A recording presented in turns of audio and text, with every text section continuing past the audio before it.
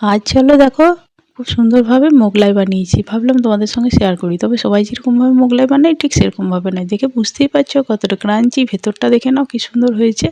তবে এই যে পুরে ঠাসা মানে যে রেসিপিটা সামনে থেকে দেখে নাও, পুরটা কি সুন্দর হয়েছে। এই পুরটা কিন্তু এইটা দিয়ে বানানো হয়েছে। এটা কি চলো এবার ভিডিওতেই জানতে পারবে যে কি দিয়ে বানিয়েছি। চলো এবার দেখো, এখানে আমি 1.5 কাপ মতো ময়দা নিয়েছি, 1.5 বাটি মতো ময়দা নিয়ে নিয়েছি। অল্প সামান্য মতো এখানে আমি নুন নিয়ে নিচ্ছি, আর 2 থেকে 3 টেবিল চামচ মতো সাদা তেল নিয়ে নেবে। দিয়ে ভালো করে প্রথমে শুকনো উপকরণটাকে মেখে নেবে। মেখে নিয়ে অল্প অল্প জল দিয়ে একটু শক্ত করে ডোটাকে তৈরি করে নিতে হবে। চলো এবার ডোটা বানিয়ে নিই প্রথমে। এই যে দেখো, অল্প সামান্য জল নিয়ে প্রথমে আস্তে আস্তে করে মেখে নিচ্ছি। আর হ্যাঁ, মাখতে মাখতে আমার চ্যানেলটা কেমন লাগছে অবশ্যই কমেন্ট বক্সে জানিও। আমার ভিডিওগুলো যদি তোমাদের খুব পছন্দ হচ্ছে তো লাইক, সাবস্ক্রাইব, শেয়ার করে পাশে থেকো। কমেন্ট করে জানিও কেমন লাগছে। বন্ধু-বান্ধবদের সঙ্গে একটু শেয়ার করো। যারা এখনও সাবস্ক্রাইব করোনি ঝট করে চ্যানেলটাকে সাবস্ক্রাইব করে নিও। অল্প সামান্য তেল দিয়ে মাখাটাকে আমি রেখে দিলাম 10 মিনিটের জন্য রেস্টে।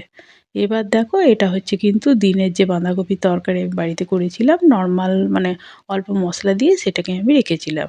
তোমরা চাইলে এরকম ধরনের মানে অল্প পেঁয়াজ, মানে যদি ধরো বেশি পেঁয়াজ ইউজ করতে না চাও তাহলে কিন্তু তোমরা এরকম ধরনের কিন্তু দিনের সবজি, ফুলকপি বা বাঁধাকপি যে কোনো সবজি হবে না, ফুলকপি, বাঁধাকপি বা ক্যাপসিকামের সবজি হলে দেওয়া যেতে পারে। চলো এবার দেখো, কড়াইয়ের মধ্যে কড়াই বসিয়ে সাদা তেলের মধ্যে পেঁয়াজ আর লঙ্কাটাকে প্রথমে ভালো করে ভেজে নিচ্ছি।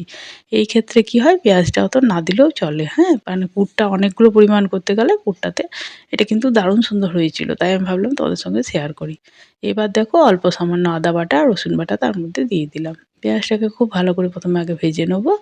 এই যে দেখো, বারবার নেড়ে চেড়ে আঁচটা কিন্তু কমিয়ে রেখো যাতে পুড়ে না যায়। এই যে দেখো, ভালো করে এবার মানে পেঁয়াজটাকে ভেজে নিয়েছি। ভেজে নিয়ে চলো এবার আমি কি কি মশলা দিচ্ছি দেখিয়ে দিই। প্রথমে দিলাম নুন, এখানে দিলাম মিট মশলা, আর দিলাম তোমার ওই যে কী বলে জানো, সেই ঝাল লঙ্কার গুঁড়ো, মানে কালার লঙ্কার গুঁড়ো, হ্যাঁ। আর দিলাম অল্প সামান্য মতো গুড়, গুড় বা চিনি যে কোনো জিনিস ইউজ করতে পারো। এবার দেখো, মশলাটাকে ভালো করে নেড়ে চেড়ে আগে রেডি করে নিচ্ছি। এবার দিলাম অল্প সামান্য গরম মশলা গুঁড়ো, আর ওপর থেকে দিয়ে দিলাম তোমার চিকেন মশলা কারি। এই যে দেখো, মশলাটাকে এবার ভালো করে খুব সুন্দর করে নেড়ে চেড়ে আগে খুব সুন্দর কষিয়ে ভেজে নিচ্ছি। এখন তো মটরশুঁটির সিজন এবার চলে এসছে, শীতকাল, তাই ভাবলাম অল্প সামান্য মটরশুঁটি এখানে ইউজ করে নিই। খুবই ভাল লাগবে, এখন তো নতুন নতুন খুব সুন্দর লাগবে সেন্টটা, তাই অল্প সামান্য মটরশুঁটি আছে বলে দিয়েছি, না থাকলে স্কিপ করতে পারো। এবার দেখো, মটরশুঁটিটার পরে অল্প সামান্য বাদাম, ভাজা বাদাম আমি আগে থেকে ভেজে রেখেছিলাম, সেটাকে খোসা ছাড়িয়ে নিয়ে সেটাকেও দিয়ে দিলাম। তোমরা চাইলে এটাও দিতেও পারো, স্কিপও করতে পারো, দিলে পরে ভালো লাগবে। এই যে দেখো, এরকম করে ভালো করে বেশ মশলাটাকে ভেজে নেবে। এবার আমি দেখো বাঁধাকপিটাকে এখানে দিয়ে দিচ্ছি। তোমরা যদি বেশি মশলাদার বাঁধাকপি বা ফুলকপি বা ক্যাপসিকাম এরকম ধরনের কোনো সবজি বানিয়ে রাখো তাহলে কিন্তু দিতে পারো। ভাল লাগবে কিন্তু, একবার করে দেখতে পারো, হ্যাঁ, এরকম নতুন ধরনের মানে এক্সপেরিমেন্ট করে যে কেমন লাগছে। মশলাটাকে দেখো এরকমভাবে খুব সুন্দর করে কিন্তু বাঁধাকপির সঙ্গে মিক্স করে নিচ্ছি আস্তে আস্তে কষিয়ে কষিয়ে। যখন দেখবে এটা খুব সুন্দরভাবে কষানো হয়ে গেছে, তারপর আবার সব উপকরণগুলো দেবো। এবার দেখো, এখানে আমি 2 থেকে আড়াই চামচ মতো টমেটো কেচাপ দিয়ে দিলাম। দিয়ে পরে আবার কিছুক্ষণ মশলাটাকে কষিয়ে নিচ্ছি। ভালো করে নেড়ে চেড়ে বেশ ভালো করে মিক্স করে নেবে। ততক্ষণ পর্যন্ত কষাবে যতক্ষণ পর্যন্ত না ওর ভালো করে কষানো হচ্ছে বা তেল ছেড়ে আসছে। এবার অল্প সামান্য ধনেপাতা দিয়ে দিলাম উপর থেকে। কারণ ধনেপাতাটা শেষ অবধি দিলে পরে সেন্টটা খুব ভালো থাকে। প্রথম দিকে দিলে ধনেপাতার সেন্টটা থাকতো না। এই যে দেখো, এরকম করে ভালো করে বেশ নেড়ে চেড়ে মিক্স করে নিচ্ছি আবার ধনেপাতাটা দিয়ে। মশলাটা খুব সুন্দর কিন্তু ভাজা ভাজা করে নিতে হবে। মশলাটা তোমাদের কাছে থেকে আমি দেখিয়েও দিয়েছি কি সুন্দর হয়েছে, তাই না? আর খেতেও খুব টেস্ট হবে। দেখো, বাড়িতে যদি কাউকে না বলো কেউ ধরতে পারবে না। এটা হচ্ছে তোমার ব্রেড কাপ, হ্যাঁ, চাইলে পরে তোমরা টোস্ট গুঁড়ো করেও দিতে পারো বা পাউরুটিও গুঁড়ো করে দিতে পারো। পাউরুটিটাকে একটু শক্ত করে তাওয়াতে গরম করে নেবে, তারপরেও দিতে পারো। কারণ এটা দিলে বাইন্ডিংটা ভালো হবে। আর তোমার ওই মোগলাই না এটাই দেয়, মানে ওরা যে পেঁয়াজের সঙ্গে যে পুরটা করে তাতে এটা দেয়। এই যে দেখো, ভেতরে যে পুরটা বানাবো তার জন্য এটা বেশ ভালো করে মিক্স করে নিলাম। দেখো মিক্স হয়ে গিয়েছে, এবার আমি এটাকে ঠান্ডা হতে দেবো। এবার এটাকে ঠান্ডা হতে হতে চলো এবার দেখো বাকি জিনিসগুলো বানিয়ে নিই। আগে লেচিটাকে একটু বেলে নিই, নর্মাল রুটির মতনই লেচিটা বেলবো। এই যে দেখো, কাছ থেকে দেখাচ্ছি, দেখো মশলাটা কি সুন্দর হয়েছে, দেখে বুঝতেই পারছো যে কত সুন্দর লাগছে, তাই না? এবার একটা বাটির সাহায্যে প্রথমে আগে একটু থেসে নেবো, কারণ থেসে নিলে ভালো করে বেশ মিক্স হবে, ঠিক আছে? হ্যাঁ, আর খুব মানে মিডিয়াম গরম আছে তো, যখন একবারে ঠান্ডা হয়ে যাবে তখন হাতের সাহায্যে একটু নেড়ে চেড়ে ভালো করে মিক্স করে নেবো। আর যখন একটু মিডিয়াম গরম থাকবে তখন থাসাটাই ভালো হবে। এবার চলো লিচিগুলোকে কেটে নিই। রুটির শেপের কাটবো, রুটি থেকে মানে আর একটু বড় মতো মিডিয়াম টাইপের কাটবো, ঠিক আছে? যেমন এগরোল টেগরোলে যেমন লুচিটা হয় সেরকমভাবেই কাটবো। এই যে দেখো লিচিগুলোকে আমি সব কেটে নিচ্ছি। লিচির সাইজগুলো দেখিয়ে দিলাম। এবার হাতের সাহায্যে গোল করে নিচ্ছি। এবার অল্প তেল দিয়ে চলো এগুলোকে আমি বেলে নেবো। প্রথমে আগে পাতলা পাতলা করে রুটির মতো আকারে বেলে নিতে হবে। দেখে নাও সব স্টেপগুলো, খুব সুন্দরভাবে তোমরাও পারবে। এই যে দেখো পাতলা করে বেলে নেবে। এবার চলো দেখো পুরটাকে এবার দিয়ে দিলাম। প্রথমে পুরটা দেওয়ার পরে একটা ডিম ভেঙে আগে এখানে দিয়ে দেবো, দিয়ে পরে ভালো করে মিক্স করে নেবো। খুবই সহজ বানানো, দোকানে যাওয়ার কোনো প্রয়োজনই হবে না। আর দোকানের থেকে বেশি টেস্টি আর স্বাস্থ্যকর খাবারটাও পাবে।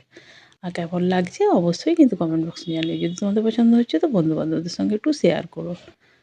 আর যারা এখনও সাবস্ক্রাইব করোনি চ্যানেলটাকে ঝট করে কিন্তু সাবস্ক্রাইব করে নিও। দেখো এরকম করে ফোল্ড করে মুড়ে নেবে। ফ্রাই প্যান বসিয়ে দিয়েছি, তেল দিয়ে দিয়েছি। এবার চলো এগুলোকে আমি দিয়ে দেবো। আঁচ কমিয়ে ভেজো, ভাজাটা খুব সুন্দর হবে, নাহলে ওপর থেকে পুড়ে যাবে।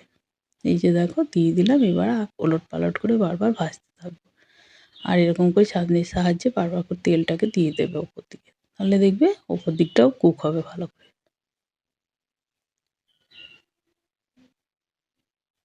এরকম করে দেখো তেলের সাহায্যে দেখো আস্তে আস্তে আস্তে আস্তে উল্টাবে, খেয়াল রেখো যাতে পুড়ে না যাও।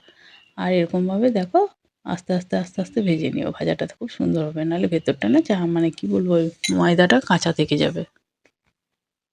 সেই দিকটা একটু খেয়াল রেখো, বারবার উলট পালট করে কিন্তু ভেজে নিও সুন্দর করে, আর ভেতরটা কাঁচা থাকলে ভালো লাগবে না। কেচাপটা এবার রেডি করে নিই। এবার প্লেটের মধ্যে দিয়ে দিলাম, কারণ আমার অলরেডি একটা রেডি হয়ে গিয়েছে, তাই তোমাদেরকে ভাবলাম চলো দেখাই। তারপরে চলো আবারও দেখিয়ে দিচ্ছি কীভাবে বানাচ্ছি। সামনে থেকে দেখো, কাছে থেকে কী সুন্দর পুরগুলো দেখো, ভেতর থেকে কেটে ভেঙে দেখিয়ে দিচ্ছি ওই জন্য যে কী সুন্দরভাবে দেখো ভাজা হয়ে যাচ্ছে, ভেতরটাও ক্রাঞ্চি হয়ে যাচ্ছে। এই যে সামনে থেকে দেখেছো নিশ্চয়ই। আবার চলো আর একটা রেডি হয়ে গিয়েছে দিয়ে দিই।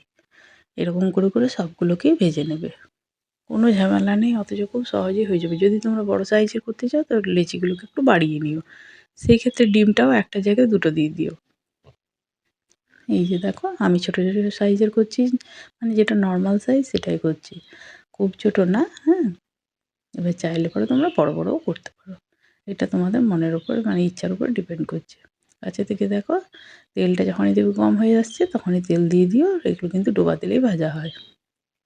এই যে দেখো কাছ থেকে এরকমভাবে ভেজে তুলে নেবে, যখন দেখবে এরকম ধরনের বেশ কালার বা ক্রাঞ্চি ভাব চলে এসছে, প্লেটের মধ্যে দিয়ে দেখিয়ে দিচ্ছি, তখন জানবে এটা ভাজা হয়ে গিয়েছে অলরেডি, ভেতরটাও কুক হয়ে গিয়েছে। এই যে দেখো আবার চলো দেখিয়ে দিই। এই যে পাতলা করে বেলবে, হ্যাঁ, এই যে দেখো পুরটা দিয়ে দিচ্ছি, পুরটা দিয়ে পরে ডিম দিয়ে ভালো করে ডিমটাকে ওইখানেই ভেঙে মেখে নেবে, তাহলে সুবিধা হবে।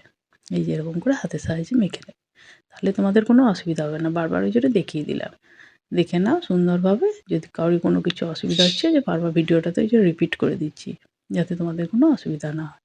হালকা হাতে এরকম করে ওলট পালট করে বারবার বারবার ভেজে নিও। দেখো এরকম ধরনের যখন মচমচে ভাজা হয়ে যাবে তখনই জিনিসটাকে কিন্তু তুলো, তার আগে কিন্তু তুলবে না, তাহলে খেয়াল রেখো যে ভেতরটা তাহলে কাঁচা থেকে যাবে। অবশ্যই বাড়িতে এরকম ধরনের ট্রাই করতে পারো। আর যাতে ধরো নর্মালভাবে এমনি পেঁয়াজ দিয়ে করবে তারা বেশি পেঁয়াজ ইউজ করতে পারো, তার বাঁধাকপিটাকে স্কিপ করতে পারো, যদি বাঁধাকপি বা কোনো সবজিটাকে স্কিপও করতে পারো। আমি তোমাদেরকে দেখালাম ওরকমভাবে করে, তোমাদের যেমন লাগবে কিন্তু করে দেখো অবশ্যই, কিন্তু দারুণ সুন্দর টেস্ট। না করলে জানতে পারবে না, বাড়ির কাউকে বলোই না, দেখো তারা বুঝতে পারবে না কিন্তু কী দিয়ে বানানো হচ্ছে। কাছ থেকে দেখিয়ে দিচ্ছি, দেখো প্লেটের মধ্যে সার্ভ করছি। কেমন লাগছে এরকমভাবে বাড়িতে গরম গরম সার্ভ করো। কেমন লাগছে অবশ্যই জানিও, কমেন্ট বক্সে কমেন্ট করো।